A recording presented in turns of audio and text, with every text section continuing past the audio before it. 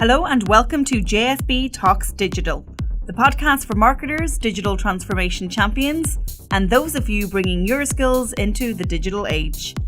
I'm Joanne Sweeney-Burke and this podcast is brought to you by Digital Training Institute. Be sure to subscribe to JSB Talks Digital on iTunes or Spotify. I promise you the 20 minutes you invest each week with me for free will take your digital and social media knowledge to new levels. In this episode, number 88, I discuss the role of data in content marketing. Coming up in today's show, in social media news, carousel ads for Instagram stories, Snapchat update causing snap confusion, and Instagram tests a new feature to share other people's posts to stories. I interview Yva Yorston of Content Boost. In shoutouts, 3 data tools to help you understand content marketing. Ask JSB. In JSB's column, content for customers wins every time. And find out what social media tool saved my working week.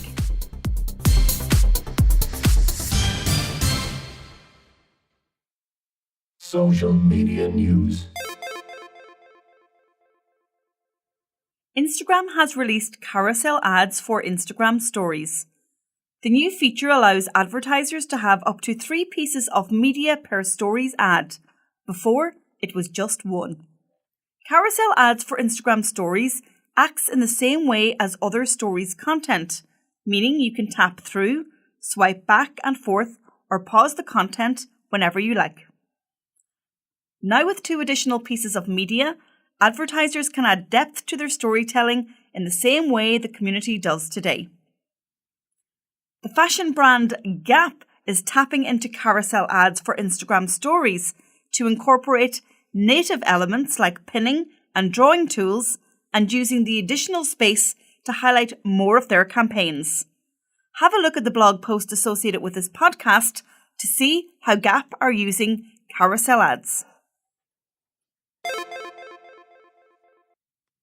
Snapchat has rolled out a major new update, much to the annoyance of users. You now have to swipe right on the camera screen to access your friends' stories and swipe left on the camera screen to access stories from publishers and creators. Snapchat has called the new stories page the Dynamic Friends page, adding that it displays your Snapchat friends based on the way you communicate with them. Snapchat says you can think of it as more a sophisticated best friends algorithm that makes it easier to find the friends you want to talk to when you want to talk to them. Meanwhile, on the opposite side of the camera screen, where stories used to be, is the new Discover page. Snapchat says your subscriptions live at the top, followed by other stories you might be interested in watching. Over time, they say, Discover will become uniquely personalised for you. While the stories on Discover are personalised algorithmically, our curators review and approve everything that gets promoted on the page. So, what do you think of the new update? Let me know. Send me a snap to JSB Snaps. Instagram has confirmed to news publisher TechCrunch that it's testing an option that lets you share public feed posts from other users to your story. This could let you add commentary and overlaid stickers to a meme, celebrity post, or even a friend's photo. For privacy, users with public accounts can go to their settings to turn off the ability for others to reshare their posts. Even if you don't have the reshare option yet, of course, you can still find the privacy setting now. Then again, of course, people could still just screenshot their posts. Interview. In this episode, I interview Yva Yorston, founder of Content Boost. Her company provides content marketing strategy, blog management, and coaching to SMEs and solo entrepreneurs. Starting her career as a virtual assistant, Yva soon realised that her own blogging skills could add value to a new customer base. JSB Talks Digital. In today's JSB Talks Digital, I'm joined by Yva Yorston, founder and director of Content Boost in the United Kingdom. And today, Yva, we are going to talk about data-driven content marketing and the role of keyword research in developing a content plan. Now, you've been around content for many years. Tell the listeners and the viewers a little bit about your experience and your business. Yeah, so I started my business straight out of university, and that was as a virtual assistant. So I was offering a really wide range of services from copy typing to audio transcription, and as well as digital marketing services and some research services as well. But the way that I grew my business was through blogging. And ultimately, I decided that I wanted to niche down and specialize. And one of the services that I was doing on behalf of my clients was blog publishing. And I noticed that there was a real side benefit. Aside from saving the clients time, it also meant that it held them accountable to their publishing schedule by getting them to delegate that part of the process to me. So I decided to focus the entire business around that. And now we offer content strategy and blog management services, and just rebranded as Content Boost. So that's my journey. So yes, very much deep in the content, surrounded by content, live, breathe, eat, sleep it. And I love the fact that you've taken your own advice and you've niched down. It's so important in the busy internet space. But can you explain about the concept of data-driven content marketing? Because, in the old days, sometimes we used to have to do large surveys, sampling, in traditional marketing. There's actually easier ways now to find out what your audience wants to consume in terms of content. Yeah, absolutely. Yeah. So, data-driven content marketing is really just, as it sounds, quite a self-explanatory term, but it's really just the use of data to underpin your content marketing strategy. And I would say that generally the types of data that you're dealing with fall under two main camps. There's the data that goes into informing the creation of the content, and then there's the data that you use to measure how well that content has performed and how it has resonated with your audience. And it's really making sure that you're covering all your bases as far as that data is concerned, because I think people can get carried away with the fun and creative side of creating content and sometimes maybe forget about the data side, or conversely can get really bogged down in the data and kind of get stuck as to what they should do on the creative side. So it's finding a balance between those two things. I have to admit, I am totally guilty of the former, getting carried away with content creation. I really have to pull myself up, or have my colleagues pull myself up on that one. So when you're advising your clients on their content strategy, what approach do you take, and where does that data-driven kind of process and that keyword research, what role does that play in the overall strategy? So when I'm sitting down with a client to talk about their strategy, we first look at why. So we're looking to define their objectives for why they're wanting to embark on their content marketing strategy. And so there's data that comes into that because we want, it could be simple things like the business's financials, how, their key performance indicators that allow you to then set the goals for what the content marketing strategy should achieve. So there's some data there. And then there's defining your buyer persona. So you want to make sure that you're creating content that is going to strike a chord with your target customer. And so you really need to know who that person is. And I think, there's potential to make a lot of assumptions there. You might have a gut feel for who your customer is. And, if you are like me and have started out as a one-man band, then you're the one dealing with your customers every day. And as the business grows, you might still, be in regular contact with them, but it's always good to underpin that with some cold hard facts. So you might be able to extract some statistics about exactly who your existing customer base are, where they're based, what industry they're in, all these sort of things. But then you could go a little bit further and you could do polls on social media, or little mini surveys that look at your follower base, so people who are not necessarily your customers, but who are in your immediate audience, who are consuming your content and following you on social media, and getting a feel for who they are, because there may be a difference between them and your existing customers, or you may be able to spot trends about the ones who become customers and, extract key data about that. And then you could go even further and look to gather some broader data from, industry-wide or demographic-wide type data to really have a much broader understanding of who your potential customers could be. So those are the sort of things that go into the before stage of the content creation process. And then, yeah, you're quite right. Keyword research is a key part. So once you've done all of that bit, you're looking to brainstorm your themes and topics and the fun bit before you start creating your content. And I wouldn't necessarily say you want to restrict yourself by thinking about data at that brainstorming stage, because you want to be free to come up with different ideas and throw mud at the wall and see what sticks. But once you've kind of drilled down onto your key themes and some working titles and topics, then that's where you want to do some keyword research to make sure that you're using the same words that your customers are using in order to find that content on Google or on social media. Because if you don't, then, you can do a certain amount of promotion, but ultimately people just won't find the content that you're creating. So all of your hard work will go to waste. So that's the sort of, as I say, the strategic part of the process.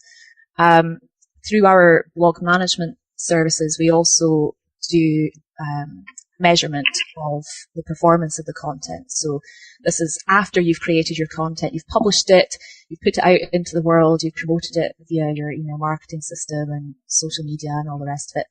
And now you want to look and see how well the results of that content matched up to your goals. So that's when you're starting to look at your social media engagement and your web traffic and things like that. So really there's data throughout the whole process. And I think for a lot of businesses and marketers, it can be a bit of a scary sounding thing. The data part of it sounds a bit technical and, it's maybe something they don't feel that they're that competent at, but actually, like you said, there's some really easy ways to gather data these days. It's as simple as putting a poll on Facebook or looking at your email marketing open rate or whatever it is. So, yeah. I'm glad you took up the element of measuring success, because I'm sure, like me, you bump into the cynics who say that content marketing is just a buzzword, content marketing is dead, it's just a waste of time. How difficult is that convince and convert stage of your business for you when you're trying to engage organizations and clients to embrace content marketing? It can be tricky because, what I need to say up front to a lot of clients, especially if they haven't been doing any sort of content marketing already, is that realistically, you're looking at 12 months at least before you start seeing a tangible business result from the creation of that content. But what you can be doing along the way is looking for indicators as to whether you're going in the right direction. So some of the indicators that we look for when we've published a new blog on somebody's website is obviously a spike in traffic, but also things like time on site. So how long is the average reader spending on the site reading your content? If it's really short and the bounce rate is high, then there's something wrong there. Either there's something wrong with the way that the content looks on the page, or there's a technical problem, or the content itself just hasn't really clicked with your audience. So even though you might be waiting a while for business result, you can, as long as you're measuring things along the way and being realistic about what your expectations are. And I think that's the key, is managing expectations of clients from the outset. Then there's lots of ways that you can tell whether your money is being well spent.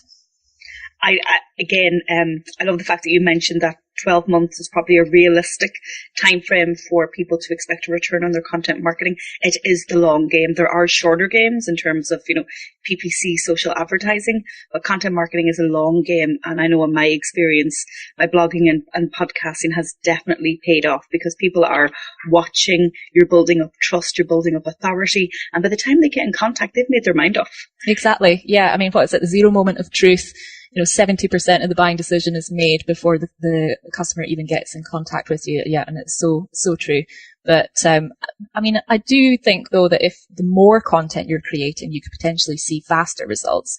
There's some clients that I have who really like to start slow by producing like one blog a month. And it's like, okay, I understand, there's budget constraints and all this kind of thing. But for clients who are willing to put in the hard work and create 3 posts a week, they're going to see results a heck of a lot quicker. So, there is a bit of, that does impact things a little bit if you're willing to create more content. But, obviously that's not necessarily feasible for all businesses.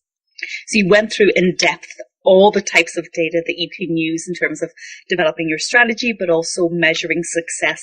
Let's now talk about the different types of content. And of course, they will throw up different pieces of data and metrics in their own right. If we compare blogging to video, to visual storytelling, to email marketing, what are you seeing now in your business, or what are you doing more of? Are there any trends? Well, obviously the rise of video has been meteoric, and I don't think, businesses can ignore that anymore. I think even if it's as simple as putting some videos on your website, not necessarily creating them on a regular basis, but having videos on your website, then, that could be increasing conversion rates by up to 80%. I think video is definitely somewhere to pay attention. But really blogging's not going anywhere.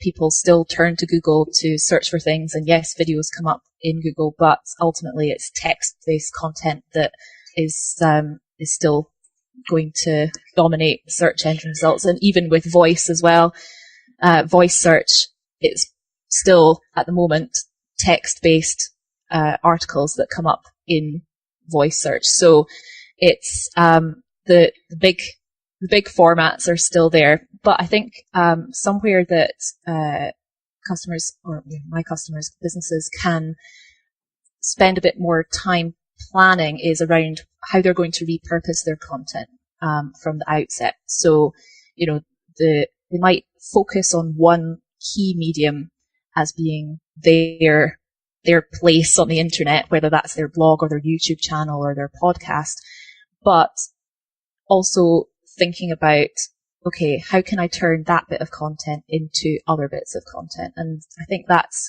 a big opportunity for a lot of businesses and organizations. So for instance, we are sitting recording a podcast. We're doing it on video. So you could, publish it as both a podcast and a video. You could then chop it up into little bits to put on social media, either to promote the blog, the podcast in its own right, or as little snippets and tips, just, as social media content. And then you mentioned that you're going to turn it into a blog and probably embed that podcast and video on the blog itself. And then once you've got a series of blogs, you can turn those into an ebook. You might create a checklist to download within the blog. So, from one piece of content, you can cover a lot of bases. And that does take time and effort, but if you're clever about the way that you plan and create your content from the beginning, then there's potential for it to reach a lot further. So, yeah, I would say pick your favorite medium and stick with it and do it consistently, but also be clever about how you are repurposing it. Okay, so final few tips from you, but you've given loads of takeaways in this interview, so thank you for that. If somebody is setting out to review their content plan right now, they're listening to us and going, gosh, I don't do that. What is their starting point? I think, their starting point is probably to revisit their goals and their buyer persona maybe to start with. So is the content that they are creating actually related to these goals, and is it focused on the buyer persona that they have developed? Because if they've been creating content for a little while, sometimes you can kind of veer off without really realizing it, or when you go back and look at the data of how your content has been performing, you might realize that actually you thought that you were creating content that was, really useful and helpful to your target audience, but actually the stats say that it's not connecting with them. So revisit the content that you're creating and how that's tying in with your goals. And then I would also say, look at how you're titling your different pieces of content in terms of your keyword research.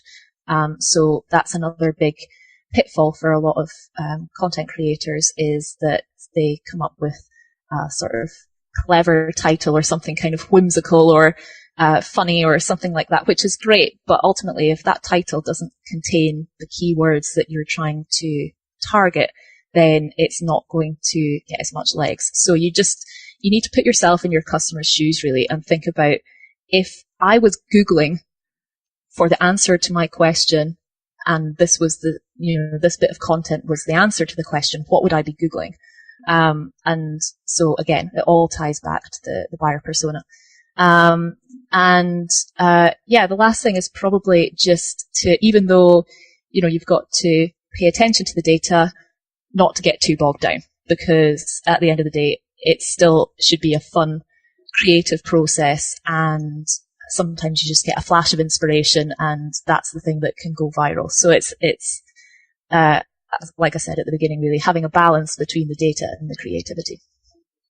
Yva Yorston from Content Boost. You better share your new website. I know you still have the same domain, but you've totally rebranded and relaunched your website. Where can people find out more about you? It's contentboost.co.uk.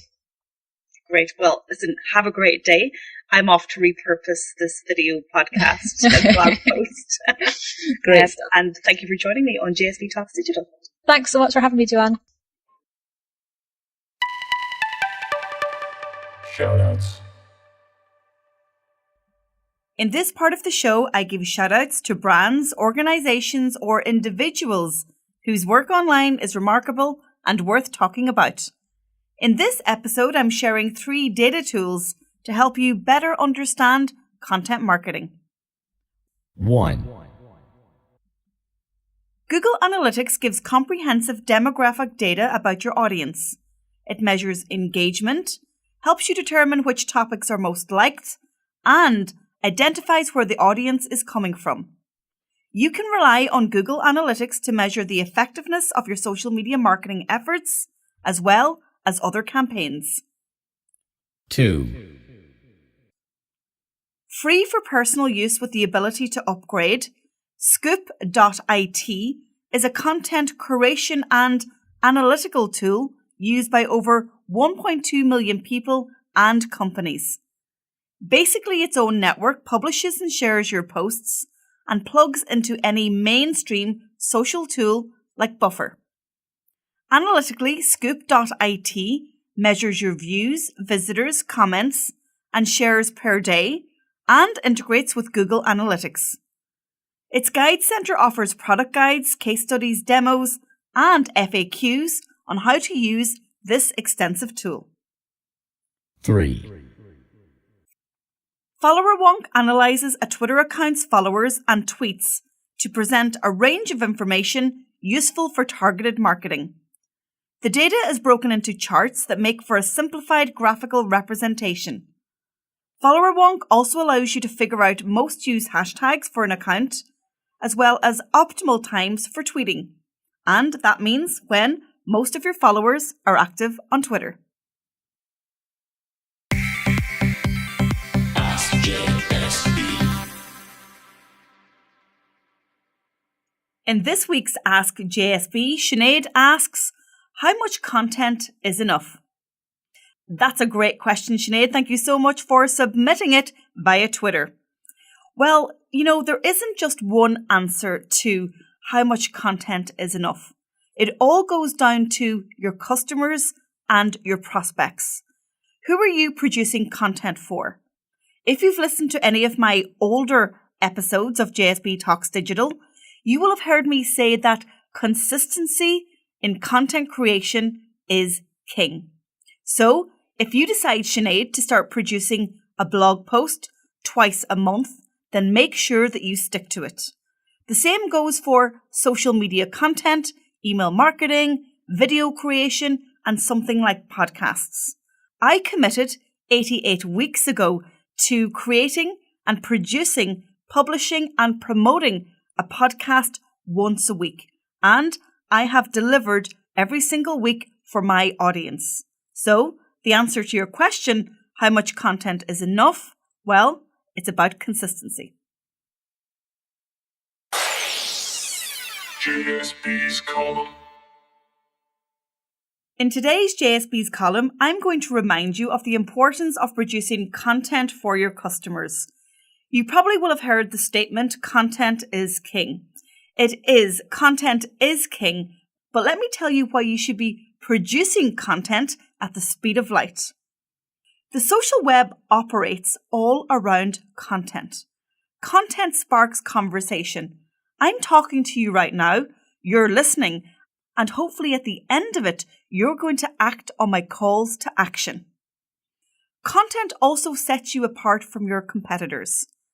JSB talks digital, but so do hundreds of thousands of other marketers talk digital every single day across the social web. But it's my approach and my uniqueness that sets me apart from my competitors. And I can only do this and show this by creating great, consistent content. Content also helps you to position you as the expert. The World Wide Web is a vast place to navigate. And if you want to be found and if you want to be recognized as the go-to person in your field, then you're going to have to prove to your audience that you know what you're talking about. I recently gave a lecture to a room full of solicitors. And if you consider their industry, these guys are highly trained, they're professional, and they've been operating for perhaps 20 plus years. However, if they don't have an online presence, if they're not creating content, then how can anybody really know if they are experts in their field? We're living in the digital age, and you have to create content online to prove that.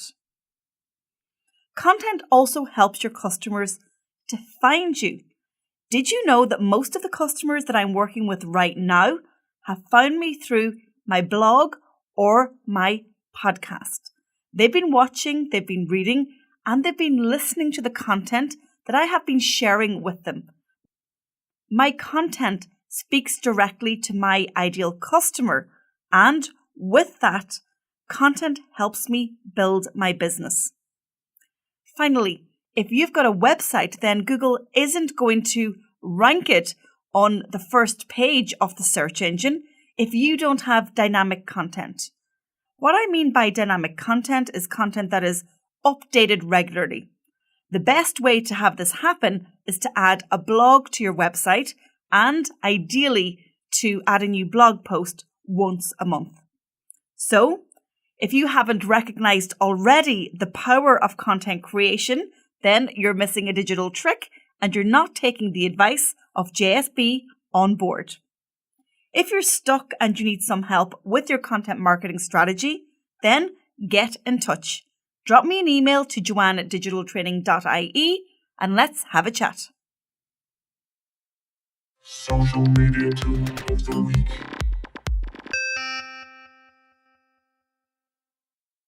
The tool that saved my working week this week is Advocate. Advocate gives you data about the people who share your content the most on the largest number of social channels. Such data can be invaluable for the creation of a strong and effective content creation and social media marketing plan. Working with the top influencers and the individuals who are most committed to doing content marketing will drive up engagement and ultimately affect the online reputation of your organization. Advocate also provides data about which content has been shared the most and which channels have produced the highest audience response. Apart from enabling enterprise sharing, this tool is great for figuring out what the audience wants and which social network is the best one for reaching the right crowd. Find out more at advocate.com, and that is ADDVOCATE.com.